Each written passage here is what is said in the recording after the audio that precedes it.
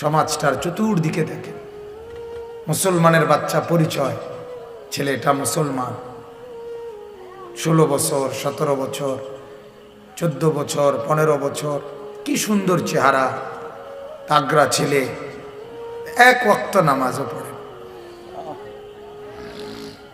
এবং এই নামাজ না পড়ার কারণে ছেলেটার চোখেও কোনো লজ্জা শরম নাই, তার বাবা মারও এই নিয়ে কোনো আফসোস বা মাথা ব্যথা নেই, সমাজের পাড়ার মহল্লার কারো কোনো আফসোস নেই। চোখের সামনে, আমাদের নজরের সামনে আমার ছেলেটা দিন দিন নষ্ট হয়ে যাইতেছে, ছেলেটা বরবাদ হয়ে যাইতেছে, এ নিয়ে কারো আফসোস নেই। মানুষ অভিভাবক এত নির্মম কিভাবে হয় আমি বুঝি না, এত পাষাণ মা বাবা কেমনে হয়, এত নির্মম হয় কিভাবে। এই জন্য আমি অনেক সময় আফসোস করে বলি, বেআমল মা বাপ সন্তানের ক্ষেত্রেও দুনিয়া লোভী, এটা মনে রাখবে।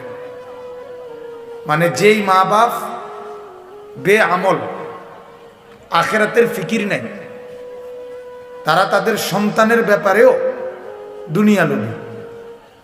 অর্থাৎ তারা সন্তান বড় করার একটাই উদ্দেশ্য, কামাই রোজগারি করবে, ঘর দালান বিল্ডিং করবে, তারা বয়সকালে খাবে, এটাই। এরপরে ছেলেটা নামাজ পড়ুক বা না পড়ুক, আখেরাতে জান্নাতে যাক বা জাহান্নামে যাক, এগুলো আমার দেখার বিষয়। আমার দেখার বিষয় হলো বিদেশ যাও, টাকা কামাই করো, অথবা শহরে যাও, টাকা কামাই করো, অথবা ব্যবসা করো, টাকা রোজগার করো। টাকা হইলেই ঠিক আছে, ঠিক মতো টাকা দিবা।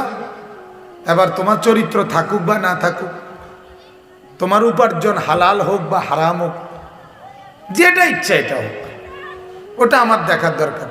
টাকা দিতেছে ছেলে ভালো, টাকা দিচ্ছে না ফোলাটা বেলাই না, ফোলাটা কোনো কথা শুনে না। কি সমস্যা চাচা? ঠিক মতো টাকা দেয় না। তাইলে কথা শুনে না না শুনে, এটার মাপকাঠি হলো টাকা। ছেলেটা লাইনে না বেলাইনে, এটার মাপকাঠি হলো টাকা। ছেলেটা কামে লাগছে না কামে লাগে নাই, এটার মাপকাঠি হলো টাকা। টাকা রোজগার করে, টাকা দেয়, ছেলে কামে লাগছে, লাইনে আছে, ছেলে ভালো। টাকা পয়সা দেয় না, সে ভালো না। অথচ টাকা দিয়েই তো সন্তানের মাপকাঠি না।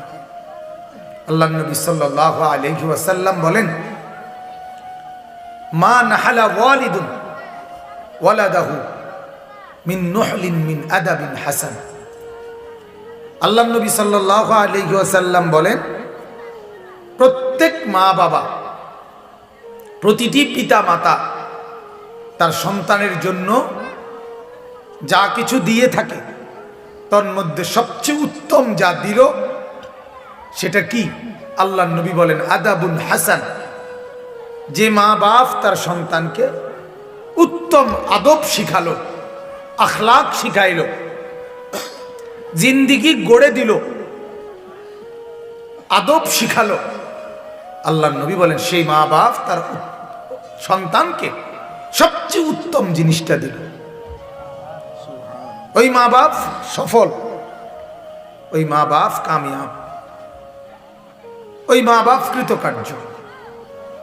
আর যে মা বাপ শুধু সন্তানকে দুনিয়ায় দেখাইল, যে ধরো বাবা সুদে টাকা আনছি, তুমি বিদেশ যাও, পরে তুমি বিদেশ গিয়া এরপরে সুদের টাকা এগুলো তুমি সুদ করো, শেষ।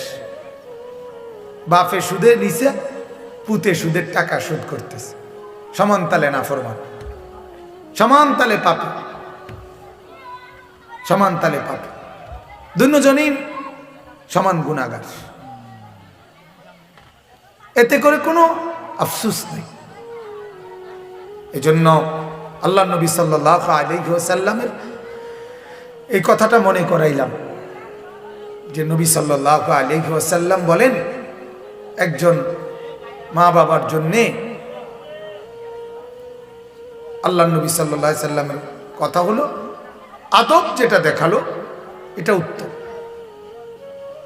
আমরা 5 ভাই আলহামদুলিল্লাহ। আমার আব্বা আমাদেরকে খুব উল্লেখযোগ্য তেমন কোনো আসবাবপত্র, ঘর, দালান, বিল্ডিং কিচ্ছু করে দিয়ে যায়, তেমন উল্লেখযোগ্য কিছু না। কিন্তু আলহামদুলিল্লাহ 5 ভাইকে আব্বা দিন শিখাইছে, মাদ্রাসায় পড়াইছে, কোরআন সুন্নাহ পড়াইছে। আমার আব্বা থাকতে থাকতেই আমরা 5 ভাই টাইটেল পাস করছি, দাওরা পাস করছি আলহামদুলিল্লাহ। তাইলে এখন 5 ভাইয়েরই ঘর দুয়ার, ফার্নিচার, আসবাবপত্র, ঘরে টেবিল চেয়ার, খাট, পালং, সোফা সবই আছে, সব কিছু হিউজ পরিমাণ, পর্যাপ্ত পরিমাণে আছে। এতে কোনোটাই আমার আব্বা আমারে সোফা বানাইয়া দেয় নাই দেখা আমি বানাইতে পারি নাই, বিষয়টা এমন না। আমার আব্বা আমারে খাট ঠিক করে দিয়ে যায় নাই দেখা আমি বানাই নাই, বিষয়টা এমন না। সময়ের প্রয়োজনে সবগুলোই হয়ে গেছে। কিন্তু আমার আব্বা আমাকে যে কোরআন শিখাইছে, দিন শিখাইছে, আখিরাত দেখাইছে, এখন আমার দ্বারা যদি কোরআন সুন্নাহর যাই কিছু খেদমত হয়, এই সওয়াব আমার আমলনামাতেও জমা হয়, সাথে সাথে সমান সমান আমার আব্বার আমলনামাতেও জমা হয়। তো এখন আমরা 5 ভাই, 5 ভাই মাদ্রাসায় খেদমত করে, 5 ভাই নামাজ পড়ায়, কিছু না কিছু আল্লাহর কথা, আখিরাতের কথা বলে। তাইলে 5 ভাইয়ের কণ্ঠে যা কিছু কোরআন, আখিরাত, পরকাল, হাদিসের কথা উচ্চারণ হয়, আমল হয়, সবগুলো সওয়াব আব্বার কবরে যায়। ওয়ালাদিন সালিহিন ইয়াদউ লাহু, এটা নবীজির হাদিস। জানাজার সামনে আপনারা বহু সময় এই ওয়াজ হুজুরদের থেকে শুনেন, যিনি মারা যায় তিনি যদি সদকায়ে জারিয়া রেখে যায় তো নেকি পৌঁছে কবরে। নেককার সন্তান যদি রেখে যায় তার কবরে নেককার সন্তানের দোয়া আমল কবরে পৌঁছে। এবং যদি এলেমের কোরআন সুন্নাহর কোনো খেদমত করে যায় যে সেইটার নেকিও তার কবরে পৌঁছতে থাকে। বলেন আলহামদুলিল্লাহ। আজকে মনে করেন আমার যে উস্তাদ ছোটবেলায় মক্তবে আমারে কোরআন শিখাইছে, উনি আমার ছোট্টবেলায় শিখাইয়া দিছে, আজ আমার জবানে যত কোরআন উচ্চারিত হয় আমার ওই উস্তাদের কবরে সব পৌঁছতে থাকে। কারণ উনি আমার কোরআন শিখাইছে, আমারে যিনি নামাজ শিখাইছে, আমারে যিনি ওযু শিখাইছে, আমাকে যিনি অক্ষর অক্ষর কোরআন দিন শিখাইছে, তার আমল নামার মধ্যে আমি আমল করলে তার আমল নামার মধ্যেও নেকি পৌঁছে। সুবহানাল্লাহ। এই জন্য বাপ, এই একজন হইলে একজনই বোঝে। আপনারা চতুর্দিকে তাকায় দেখেন, মুসলমানের এক এক মহল্লার মধ্যে গাফেল কি পরিমাণ। একটা মানুষের মধ্যে তো পরস্পর আলোচনাও হয়। করোনা বাইরে গেছে, এটা নিয়ে কত আলোচনা হইল, ওমিক্রন আলোচনা হয়। তেলের দাম বাইরে গেছে, ও কোথায় রাশিয়া ইউক্রেন যুদ্ধ লাগছে, সবার মুখে মুখে। তাইলে পৃথিবীর কত ঘটনা, দুর্ঘটনা নিয়ে আমাদের মধ্যে আলোচনা পর্যালোচনা হয়।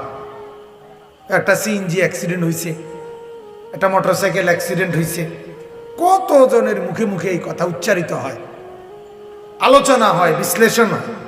কিন্তু এই সমাজের এতগুলো ছেলে নামাজ পড়ে না।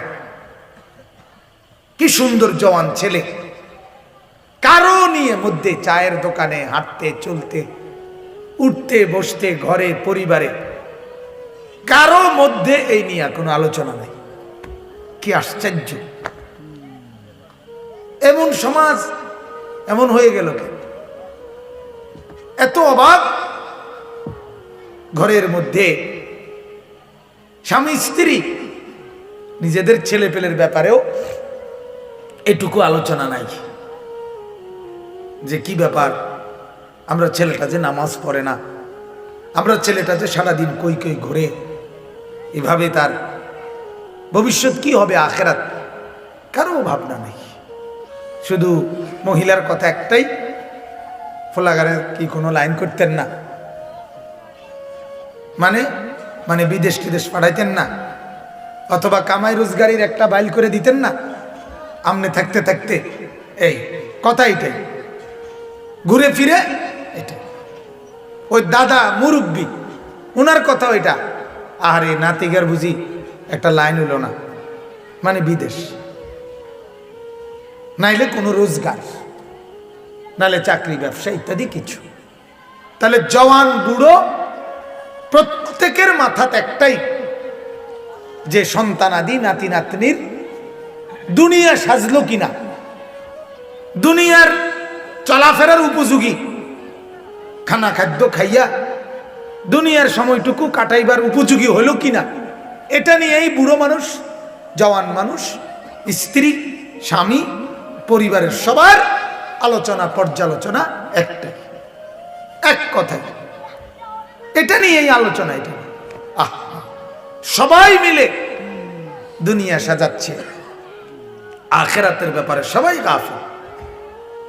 আখেরাতের ব্যাপারে বুড়া মানুষের মুখে বিড়ি সিগারেট, জওয়ান ছেলের হাতে মোবাইলে অশ্লীল ছবি, দোনোটাই নাফরমান, দোনোটাই অপদার্থ, দোনোটাই বেখবর, এক কিসিমেরই দোনোটা। বুঝেন না এই কথাটা? এরও খবর নাই, হেরও খবর নেই। 60 বছরের বুড়ো এখনো বিড়ি খায়, তাহলে এবারও তো আখেরাতের কথা মনেই নাই, কবরের কথা ওনারও মনে নাই। আবার ওই 17-18 বছরের ছেলেটা এক ওয়াক্ত নামাজ পড়ে না, সারাক্ষণ মোবাইল চালায়, টোটো করে ঘুরে, এটারও আখেরাতের খবর নেই। তাহলে গাফেল। এই দৃষ্টিকোণে জওয়ান আর বুড়ো কি হয়ে গেল? বরাবর হয়ে গেল, বরাবর হয়ে। ওরা ব্যক্তিগত হাতে হাতে মোবাইল চালায়, আর এতারা বুড়ো মানুষ 8-10 জন মিল্লা সাদওয়ানে টেলিভিশন চায়, একই কথা, এক কথা না, ঘুরে ফিরা রেজাল্ট তো একই, কথা তো একই দাঁড়াইল, কথা তো একই দাঁড়ায়। ওরাও ছেলেরা একজন আরেকজনের লোকে কথাবার্তা বলতে সময় গালিগালাজ, মন্দ অসভ্য কথা ছাড়া অন্য কথা বলে না। বয়স্ক লোকও কথাবার্তা বলতে অহরহ অকথ্য গালিগালাজ করে। তাহলে জীবন চলার ক্ষেত্রে আমাদের জীবনের ধারা, চলার ধারা বরাবর বরাবর। জওয়ানেরও খবর নাই, বুড়োরও খবর কারো মনে নাই। অহুম আনিল আখিরাতে হুম গাফিলুন। আল্লাহ তাআলা বলে তোমরা সকলেই আখিরাত থেকে গাফিল। অথচ আল্লাহ তাআলা বলছেন ওয়ালা তাকুম মিনাল গাফিলিন। আল্লাহর আদেশ, কোরআনুল কারীম আল্লাহ বলছেন। মাওলানা ইব্রাহিম সাহেব জিকিরের কথা বলতেছিলেন। আল্লাহ তাআলা বারবার বলছে, বান্দা যেই হালাতেই থাকো আমার জিকির করো, কিয়ামান দাঁড়ায়া আমার জিকির করো, বসে আছো আমাকে ডাকো, শুয়ে আছো আমাকে ডাকো, আমাকে ডাকো। এরপরে আল্লাহ বলছে, বান্দা আমাকে তুমি ডাকো ফি নফসি, আওয়াজ ছাড়া মনে মনে, আওয়াজ ছাড়া মনে মনে। এরপরে আল্লাহ তাআলা বলছেন ওয়া খিফা, আওয়াজ ছাড়া তবে জবান দিয়ে, কিন্তু শব্দ ছাড়া, নিঃশব্দে, অথবা দুনাল জাহরি মিনাল কওল, স্বাভাবিক উঁচা কথার চাইতে হালকা আওয়াজে। তাহলে মনে মনে হোক, নিঃশব্দে হোক, হালকা আওয়াজে হোক, যেভাবেই হোক আমাকেই ডাকো। দাঁড়িয়ে হোক, বসে হোক, শুয়ে হোক আমাকেই ডাকো। ওয়াবতাগু মিন ফাদলিল্লাহ ওয়াযকুরুল্লাহা কাসীরা। আল্লাহ বলে বান্দা রিজিক তালাশ করো, তবে সাথে আমি আল্লাহকে বেশি বেশি জিকির করো। আল্লাহ তাআলা কোরআনে বলেছেন ইদা লাকিতুম ফিআতান ফাসবুতু ওয়াযকুরুল্লাহ। কাফেরের মোকাবেলায় যুদ্ধের জন্য দাঁড়াইছো, শত্রুর মোকাবেলায় তীর তলোয়ার ঢাল তলোয়ার অস্ত্র মেশিন গান নিয়ে দাঁড়াও, শত্রুর মুখোমুখি মজবুতির সাথে দাঁড়াও, তবে জবানে আমি আল্লাহর জিকির করো। ফাইদা কাদাইতুম মানাসিকাকুম ফাযকুরুল্লাহ। আল্লাহ বলে হজের কাজ করতেছো, মিনাতে, আরাফাতে, মুজদালিফায়, আমার ঘর তাওয়াফ যাই করছো, এখানে ফাযকুরুল্লাহ, আমি আল্লাহ পাকের জিকির করি। ওয়ালি তুকমিলুল ইদ্দাতা ওয়ালি তুকাব্বিরুল্লাহ। রমজান মাসের রোজা শেষ হয়েছে, আমার জিকির করো। ফাইদা কাদাইতুমুস সালাতা ফাযকুরুল্লাহ, নামাজ শেষ হয়েছে, আমার জিকির করো। অর্থাৎ সর্বাবস্থায় আমি চাই তোমার জবানে উচ্চারিত হবে আমার নাম। যেখানে আল্লাহ চায় বান্দা আমার জিকির করবে সারাক্ষণ, সেখানে মনেও পড়ে না একবার এটা কেমন নাফরমান, এটা কেমন মানুষ। সারা দিনে যার একটা ওয়াক্ত নামাজ পড়তেও মন চায় না, ফজরও না, জোহরও না, আসরও না, মাগরিবও না, এশাও না, এটা কেমন শয়তান, এটা কেমন জানোয়ার। এই জানোয়ার কত শক্ত জানোয়ার, এটা কত নিকৃষ্ট জানোয়ার, এটা কত বড় হাইওয়ান, এটা এটা মানুষ হয় কেমন, জানোয়ার, এটা এটা তো হাইওয়ান। আপনি কাকে পালতেছেন? আপনার ঘরে কে ঘুমায়? আপনি একটাবার ভাবেন না কেন? সারাদিনে যে একটা ওয়াক্ত নামাজ পড়ে না, এটা আপনার সন্তান, এটা মুসলমানের ছেলে হয় মিয়া, এই মুসলমানের বাচ্চা এরকম হয়। এভাবে আল্লাহ ভুলে দিছে আপনার ছেলে, এভাবে আল্লাহ ভুলে গেছে। আপনি এখনো ভাত খাইতেছেন মিয়া। একজন আইসে বলতেছে আপনার ছেলে আগুনের মধ্যে পড়ে যাই গেছে, আপনি তখনও কইতে আছেন আমি বাট্টি খাইয়া সারি। কি করবো আসে ব্যাপারটাই রুম না, আমি বাট্টি খাইয়া সারি। 8টার 2 সাইচা চাই না, অটো ফাইনি ফাইলে যাম। একজন এসে বলল আপনার ছেলেটা নোয়াগাঁও স্টেশনে মোটরসাইকেল অ্যাক্সিডেন্ট করছে, রক্তে ভাইসে গেছে। আপনি কইলেন যে আমি ফান্ডা খাইতে আছি, বিড়িটা খাই বা বন্ডা খাইয়া সারি।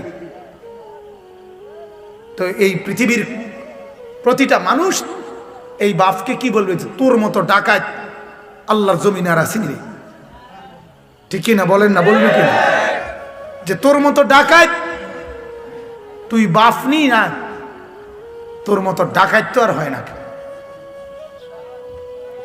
অথচ আপনি শুনছেন, আমরা জানি এক ওয়াক্ত নামাজ না পড়লে 2,88,00,000 বছর জাহান্নামের আগুনে জ্বলতে হবে। ধাউ ধাউ করে আপনার ছেলেটা নামাজ না পড়ে ঘুমায় আছে, তার খাটে তার শরীরে আগুন জ্বলতেছে, এবার আর কোনো বুঝে নাই, দেমাগে এই আকলে নাই, আকলে নাই। দুনিয়া গুনতে গুনতে, টাকা গুনতে গুনতে, বন আর বিড়ি খাইতে খাইতে, চা বন খাইতে খাইতে আপনারা একেবারে দেমাগ এগুলো একবারে ফসাইয়ে এলাইছে সোজা কথা। এর ভিতরে আর ভাত তরকারি ছাড়া আর কিচ্ছু নেই, এই বন বিড়ি ছাড়া আর কিচ্ছু। একদূর আকল তমিজও নাই যে আমি আমার কি ফ্যামিলি, আমার সংসার কোনটারে কয়। একজন মানুষের সংসার কিসেরে কয়? সোফারে। কথা বলেন না কেন মিয়া? 4টা খাটেরে কয় সংসার, 12টা কাছের ফ্ল্যাটেরে কয় সংসার। সংসার কারে কয়? বউ বাচ্চারে। কথা বলেন না কেন? সংসার কাকে বলে? কোন বিবি বাচ্চারে কি বলে? সংসার বলে, নাকি খাতা বালিশরে বলে? তাহলে সংসার বলে বিবি বাচ্চারে। তাহলে আপনার সংসার গড়তেছেন, আপনি সংসারের জন্য করছেন, তার মানে বিবি বাচ্চা। তো সেই বিবি বাচ্চা চরিত্রহীন, সেই বিবি বাচ্চা দুশ্চরিত্র, সেইভাবে বিবি বাচ্চার জীবনে ঈমান, আমল, আখিরাত, কবর, হাসর কিচ্ছু নাই। মেয়েটা সারা রাত আরেক ফুলার লগে কথা কয়, বউটা মাসে 30 দিনের মধ্যে 25 দিন বাজারে মার্কেটে বেপর্দা করে। এটা সংসার আমনের? এটা বুঝি সংসার? আপনার নাফরমান ফোলাটা দুপুরের বাড়তি খাইয়া বাইরেছে, রাতের বাজে 12টা, এই ডাকাইতে এই মাত্র ঘরে ঢুকছে, একটা ইবলিসের মতো, চুলের হদিস নাই, প্যান্টের হদিস নাই, চেহারার মধ্যে কোনো সুরত নাই, মানুষের কোনো নমুনা নাই। আপনি কি সংসার করতেছেন? কি কীর্তন ইট কিনেন? কীর্তিকের কার লাগা? কে থাকবে? কে থাকবে? খাট বানাইতেছেন, সোফা বানাইতেছেন, ইট কিনতেছেন, বালু কিনতেছেন, ঘর দুয়ার করতেছেন, কে থাকবে এটাতে? এই জানোয়াররা, এই বেনামাজিরা, এই সেজদাবিহীন, এই নাফরমানরা।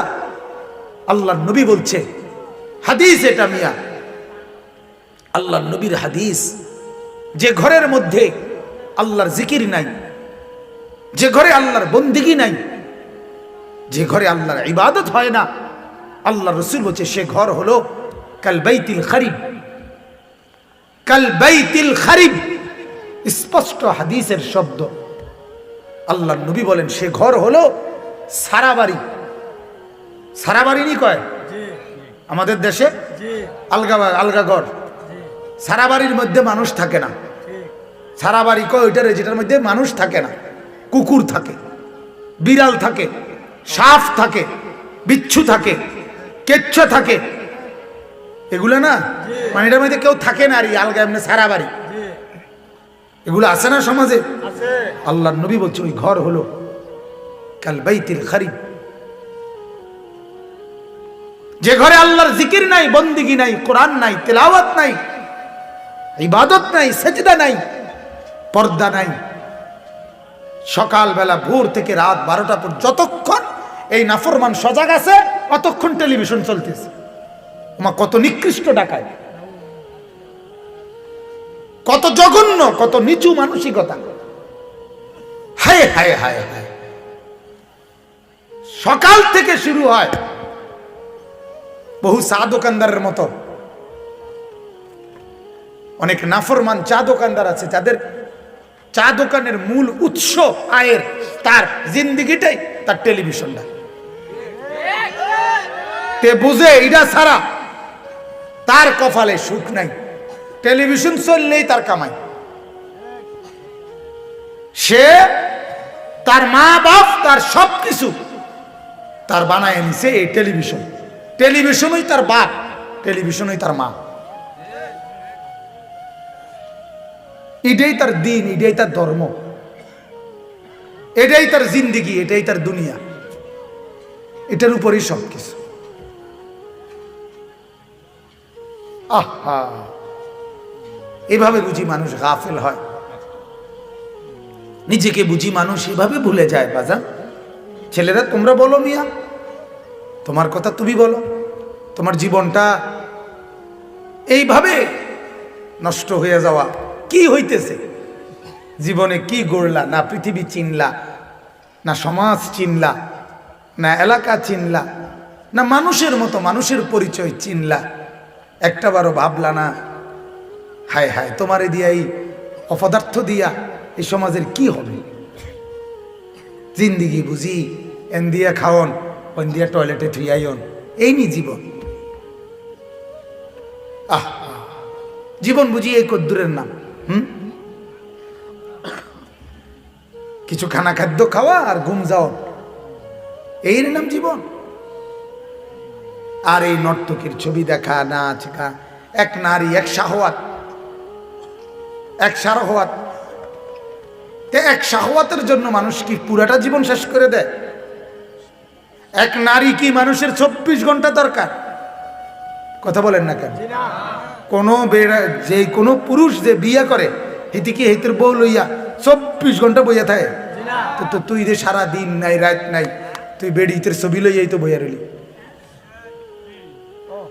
তুমি তো উলঙ্গ ছবি নিয়েই বইয়া রইলা। তুমি কি পরিমাণ অপদার্থ তুমি ভাবো?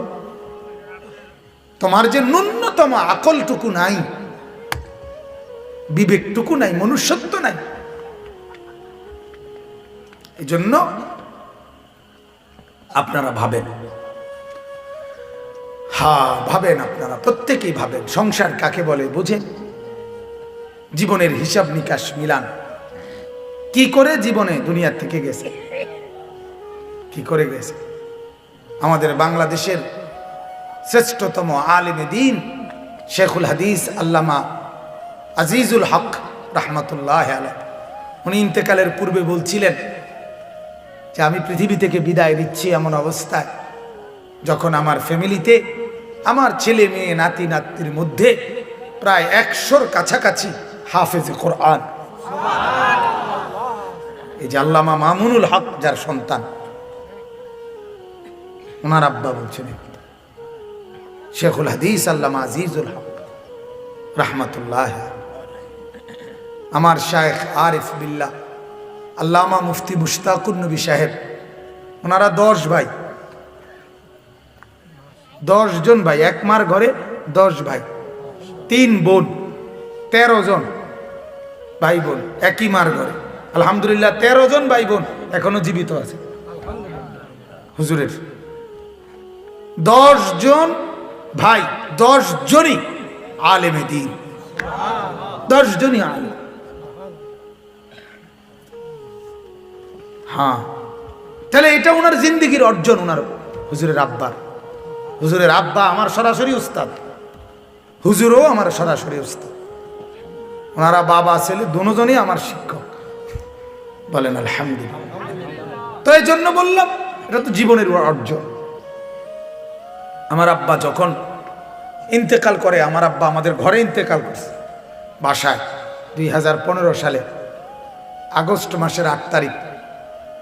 আমার আব্বার ইন্তেকালের সময় আমরা 5 ভাই 3 বোন, 5 ভাই 3 বোনের ছেলে মেয়ে, আব্বার নাতি নাতনি যা ছিল, সর্বশেষ একজন নাতনি শুধু আমপাড়াটা মানে 30 নম্বর শেষ, ওই যে আমপাড়া কয় যেটারে কোরআন, ওইটাই মাত্র পড়া শেষ করছে। এই মেয়েটা দূরে পড়ে সারছে। এই মেয়েটা সহ অজু কইরা আমরা ভাই বোন, আব্বার নাতি নাতনি সবাই জীবিত। তখন আব্বা ইন্তেকাল করে নাই, চতুর্দিকে বসে আল্লাহর কোরআন পড়তেছিলাম। এই অবস্থায় আমার আব্বা দুনিয়া থেকে বিদায় নিছে। আমি বসা সামনে, তা আমি তো মনে করি আমার আব্বা কবরে গেলে আমার আব্বারে যদি জিজ্ঞাসা করে মালিক যে কি নিয়ে আসছো, তা আব্বা বলবে মাওলা আমার ফ্যামিলির কমপক্ষে 25 জন সদস্য, ছেলে মেয়ে নাতি নাতনি মিলে আমি তাদেরকে আল্লাহর কোরআন আপনার কালাম তেলাওয়াতরত অবস্থায় রেখে আপনার কাছে আসছি। أم كنتم شهداء إذ حضر يعقوب الموت إذ قال لبنيه ما تعبدون من بعدي। রব্বুল আলামিন বলেন, বান্দা গল্প শোনো আমার কাছে। আল্লাহ বলে, ও আমার বান্দারা, আমার নবী ইয়াকুব তার মৃত্যুর সময় যখন ঘনিয়ে এসেছে, ইয়াকুব নবী তার 11 জন সন্তানকে একত্র করে আল্লাহ বলেন একত্রে পাশে রেখে মৃত্যুর পূর্ব মুহূর্তে ছেলেদেরকে কেবল একটা কথা জিজ্ঞেস করছে, মা তা'বুদুনা মিন বাদি।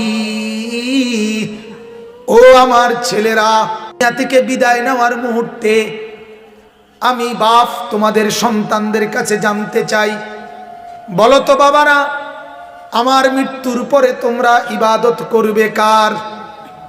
ইয়াকুব নবী বললেন, 11 জন ছেলে একত্রে জবাব দিছে, ক্বালু না'বুদু ইলাহাকা ওয়া ইলাহা আবাইক। আব্বা আপনি কোনো চিন্তা করবেন না, আপনি নবী ইয়াকুব আপনার পূর্বে যারা নবী ইসমাইল ইব্রাহিম, আমরা তাদের সহ আপনারা সবাই যেই মাওলার বন্দেগী করেছেন, বাবা আপনার মৃত্যুর পরেও আমরা সেই মাওলার গোলামি করে যাব। কোরআনের আয়াত। ইয়াকুব নবী বলছেন, বাপ তাইলে আমি পৃথিবী থেকে বিদায় নিলাম, আমার আর কোনো পেরেশানি নাই। যেহেতু মৃত্যুর পূর্বে শুনলাম তোমরা মাওলা চিনছ, কারে চিনছ? আল্লাহকে। সুবহানাল্লাহ। এ কথা বলে যাইতে পারবেন তো সবাই? নিজেদের পরিবারের এই অবস্থায় রাইখে যাইতে পারবেন নি? ভাবেন নিজের পরিবারে নিজে দেখেন কি হালত বানাইছেন। 17 বছরের ফোলাটার অবস্থা দেখেন, 18 বছরের মেয়েটার অবস্থা দেখেন, কি অবস্থা বানাইয়া যাচ্ছেন দেখেন। আল্লাহ বুঝার তৌফিক দান করুন। আসেন এবার আমি আমার ওই কথাটা শেষ করছি।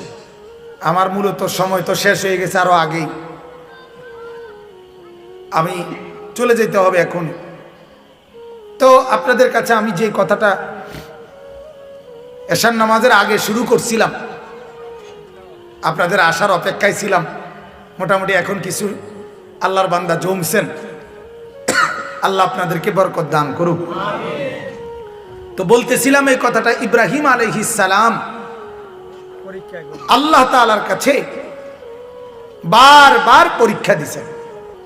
আল্লাহ পাক রব্বুল আলামিন ইব্রাহিম আলাইহিস সালামকে যতগুলো পরীক্ষা নিয়েছেন, সমস্ত পরীক্ষায় উনি সর্বোচ্চ উত্তীর্ণ হয়েছেন। বলেন আলহামদুলিল্লাহ। ফলে আল্লাহ তাআলা উনাকে একটা পুরস্কার দিছে যে ইব্রাহিম, আমি তোমাকে কিয়ামত পর্যন্ত মানুষের জন্য ইমাম বানায় দিলাম। ইন্নী জাইলুকা লিন-নাসি ইমামা, একেবারে কিয়ামত পর্যন্ত আগত সমস্ত মানুষের জন্য আমি তোমাকে ইমাম বানালাম।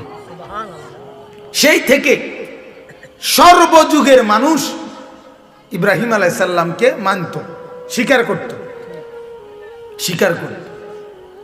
কিন্তু ঘটনাচক্রে পরবর্তীতে তো আরো নবী আসছে, সমস্ত নবীদের অনুসারী হয়েছে, সবাই ইব্রাহিম নবীর নাম জানত এবং ইব্রাহিম নবীকে সবাই মানার চেষ্টা করত। কিন্তু শয়তানের প্ররোচনায় কুফরি আর শিরিক করে করে বহু সম্প্রদায় সহি রাস্তা সিরাতে মুস্তাকিম, যেটা আল্লাহর পক্ষ থেকে মনোনীত পথ, যেটা এটা ভুলে গেছে, ত্যাগ করছে। কিন্তু ত্যাগ করার পরেও করতেছে উল্টা পাল্টা, এরপরও বলতো আমরা ইব্রাহিমের অনুসারী। কথা বুঝছেন? এই ছিল তাদের অভ্যাস। যেমন মুসা আলাইহিস সালামের কওম ইহুদি, তারা মুসা আলাইহিস সালাম পরবর্তী ধীরে ধীরে তারা অসংখ্য ধর্মের মধ্যে, কিতাবের মধ্যে বিকৃতি করে ফেলছে, শরীয়তের বিধিবিধানের মধ্যে। কিন্তু সমস্ত বিকৃতির পরেও তারা বলতো আমরা ইব্রাহিমের অনুসারী। খ্রিস্টান যারা ঈসা নবীর অনুসারী, আজকে যারা এই যে গোটা ইউরোপ খ্রিস্টান, এরা ঈসা আলাইহিস সালামের আসমানে তুলে নেওয়ার পর 200 বছরের ব্যবধানে ওনার ধর্মের মূল বাণী সব ভুলে এলোমেলো করে ফেলছে। অসংখ্য শিরিক, কুফর, অনেক কিছু তারা তাদের মধ্যে ঢুকায় ফেলছে। কিন্তু এরপরেও নিজেদেরকে তারা দাবি করত আমরা ইব্রাহিমের অনুসারী। এরপরে মক্কার কাফেররা, কুরাইশরা সরাসরি তারা ছিল, বিশেষ করে এই যে মক্কার কুরাইশরা যারা, আবু জেহেল, আবু লাহাব, উতবা, সাইবা, এরা প্রত্যেকেই ছিল সরাসরি হযরত ইব্রাহিম আলাইহিস সালামের ছেলে ইসমাইল, এই যাকে নিয়ে এত আলোচনা, ইব্রাহিম ইসমাইল নবী, উনার বংশধর এই কুরাইশ, এই আবু জেহেল, আবু লাহাব, উতবা, সাইবা, এরা সব। নবীজির দাদা আব্দুল মুত্তালিব, ওনারা সবাই ইসমাইলের বংশধর ছিল, নবীর বংশধর।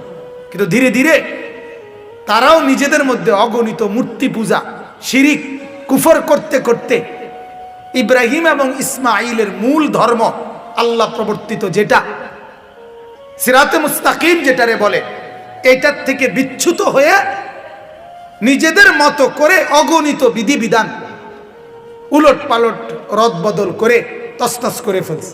কিন্তু এরপরও মুখে দাবি করত আমরা ইব্রাহিমের অনুসারী। কথা বুঝছেন?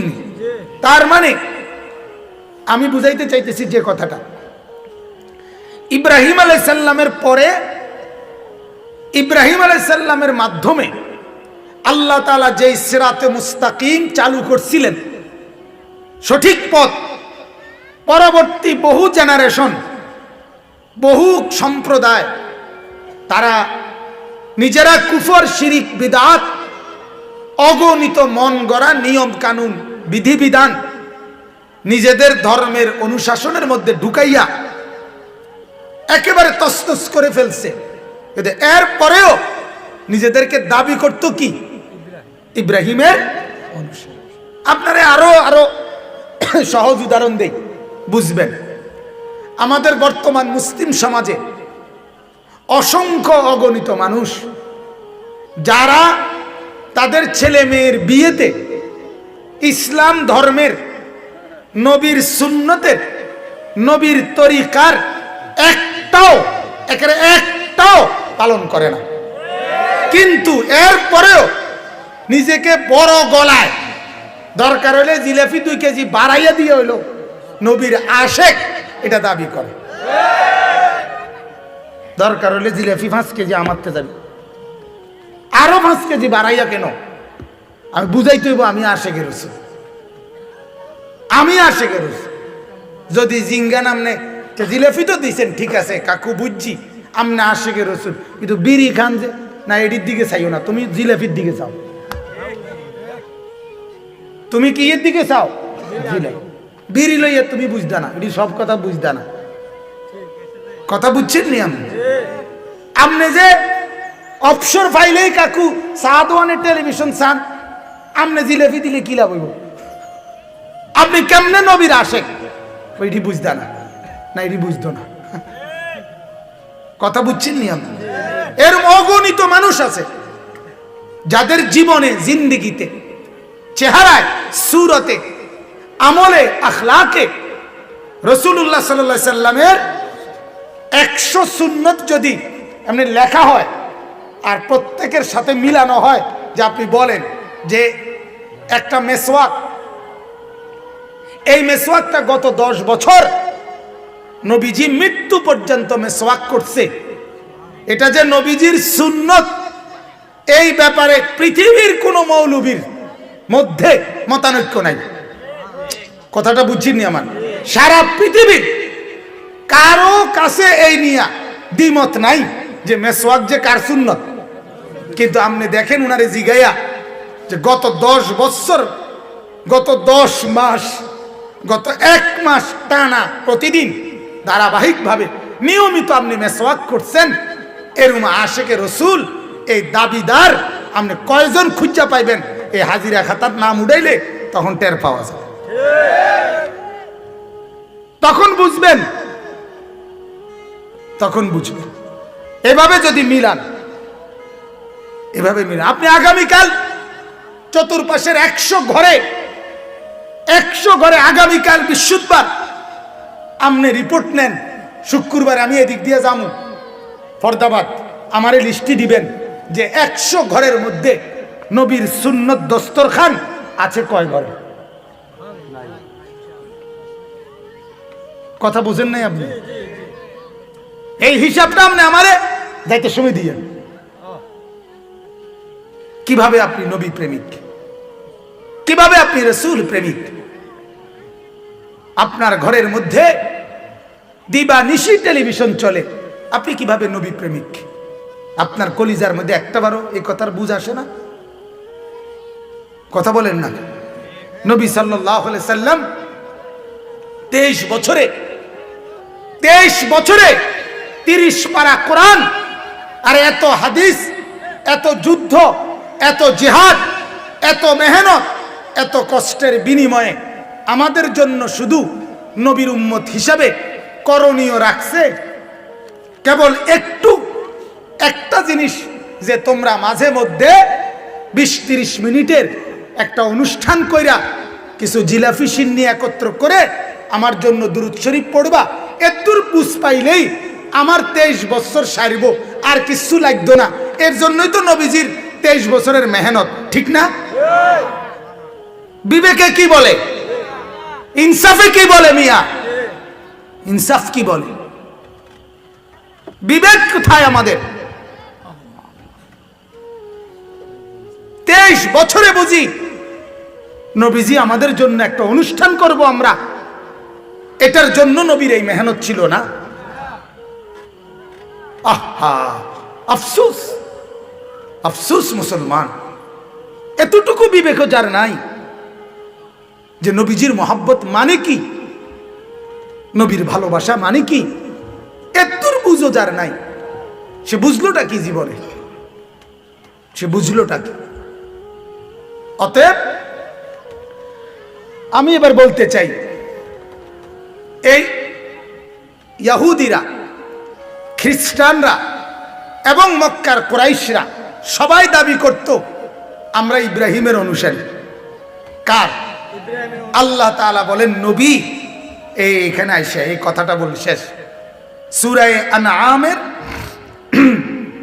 161 নম্বর আয়াতে আল্লাহ তাআলা নবীজিকে বলেন, বন্ধু আপনি এদের সবাইকে বলে দেন, তোমরা কেউ ইব্রাহিমের অনুসারী না, তোমরা কেউ সঠিক পথের অনুসারী না, বরং সঠিক পথ ওইটা আমার আল্লাহ আমি মুহাম্মদকে যেই পথ দেখাইছে সেটা। কথা বুঝছেননি? আজ আমি যেটা বলতেছি তোমাদের কাছে, আমি রাসূল যেটা বললাম, এটাই একমাত্র আমার আল্লাহর পক্ষ থেকে হেদায়েত, এটাই সিরাতে মুস্তাকিম, এটাই প্রতিষ্ঠিত দ্বীন, এটাই মিল্লাতে ইব্রাহিম। এই যে আল্লাহ তাআলা বলেন, কুল, নবী আপনি বলুন, ইন্নানি হাদানি রব্বি, নিশ্চয়ই আমার আল্লাহ আমাকেই কেবল হেদায়েত দিয়েছেন, সঠিক পথ দেখিয়েছেন।